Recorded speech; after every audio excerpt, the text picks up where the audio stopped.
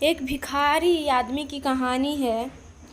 एक दिन एक अमीर आदमी भगवान के दर्शन करने के लिए मंदिर गया, क्योंकि इस अमीर आदमी ने बहुत महंगे जूते पहन रखे थे और यह भी सुन रखा था कि उस मंदिर के बाहर जूते चप्पल अक्सर चोरी हो जाया करते हैं। इसीलिए उसका मन नहीं हुआ कि वह ऐसे ही अपने कीमती जूते वहाँ छोड़कर जाए। जूते पहनकर वह मंदिर में नहीं जा सकता था और उन्हें ऐसे ही छोड़कर वह जाना नहीं चाहता था। वह बड़ी दुविधा में पड़ गया। थोड़ी देर सोचने के बाद उसे अमीर आदमी ने मंदिर के पास बैठे एक भिखारी से बात की।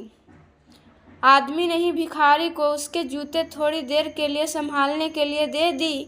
भिखारी भी उसे उस बात के लिए राजी हो गया।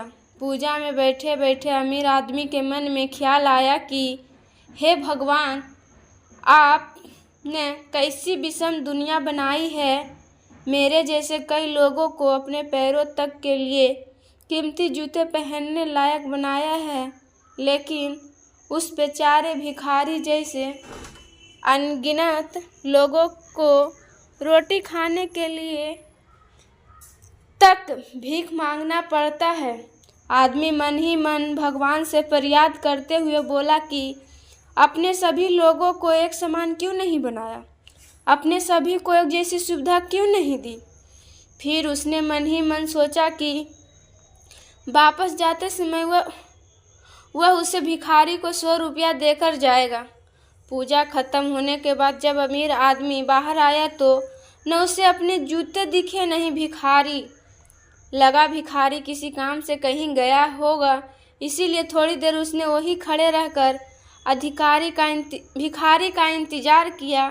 काफ़ी देर तक इंतज़ार करने के बाद भी जब भिखारी वापस नहीं आया तो अमीर आदमी ने अपने आप को ठगा हुआ महसूस किया।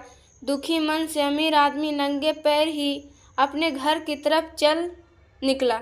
रास्ते में अमीर ने देखा कि एक फुटपाथ पर जूते चप्पल बेचने वाला बैठा है। आदमी एक जोड़ी चप्पल खरीदने के लिए उसके पास पहुंचा। वहां पहुंचते ही अमीर आदमी की नज़र उसके जूते के जैसे ही जूते पड़ी।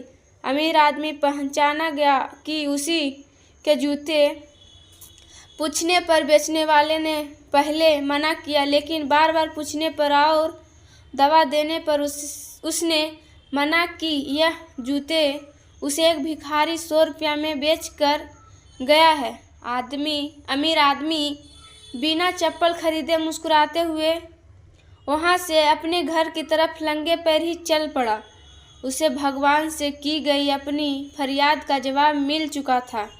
उसे समझ में आ गया था कि जब तक लोगों के कर्म एक जैसे नहीं होते, तब तक जब एक समान नहीं हो सकते।